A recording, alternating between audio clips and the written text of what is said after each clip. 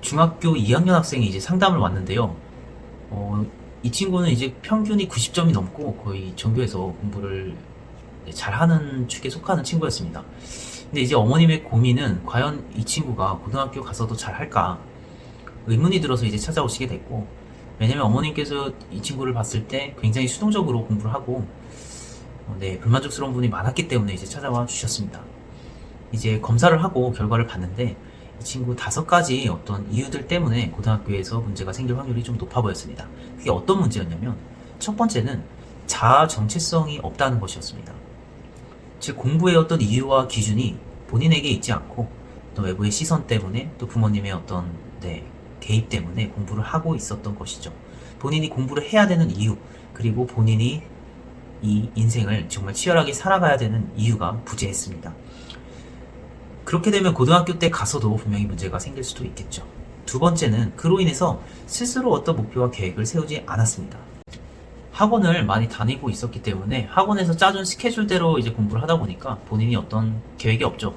계획이 없다 보니까 시키는 거 과제를 하기에 바빴고요. 당연히 이제 공부는 과제라는 어떤 인식을 가지고 있었죠. 사실 공부는 본인의 미래와 직결된다는 인식이 있어야 공부를 잘할 수 있고 계획도 세워서 하는 게 바람직하겠죠. 세 번째 원인으로는 이제 공부 방법인데요. 깊이 있는 공부를 하고 있지 않았습니다. 단순히 이제 공식을 외워서 문제 풀기에 바빴고, 문제는 어느 정도 많이 풀고 학원에서 시키는 양이 많다 보니까 잘 풀었지만, 단원명이 어떤 의미인지, 또 공식들은 어떻게 유도됐고 어떤 과정으로 증명이 됐는지, 어디에 활용하는지, 이런 것들에 대해서는 대답을 잘 하지 못했습니다. 이렇게 깊이 있는 학습을 하지 않고, 즉 질문이 없다는 거죠. 어떤 공식을 봐도, 어떤 정의나 어떤 개념을 봐도 궁금하지 않죠. 자발적이고 적극적인 공부가 되지 않고 있었기 때문에 고등학교 가서 굉장히 위험할 수 있다는 것을 말씀을 드렸고, 네 번째로는 성찰을 하지 않는다는 거. 본인의 어떤 삶을 돌아본다거나, 이제 물론 학습적으로는 굉장히 성찰을 잘 했습니다. 분석도 잘하고 어떤 문제를 틀렸는지 이런 것도 잘 봤는데, 본인의 삶이 어디로 향하고 있고 왜 이렇게 열심히 해야 되는지에 대해서 자기 자신의 인생을 들여보지는 않고 있었습니다. 그런 성찰이 없기 때문에 본인의 기준이 만들어지는 어떤 공부해야 되는 이유를 만들 시간도 없었겠죠.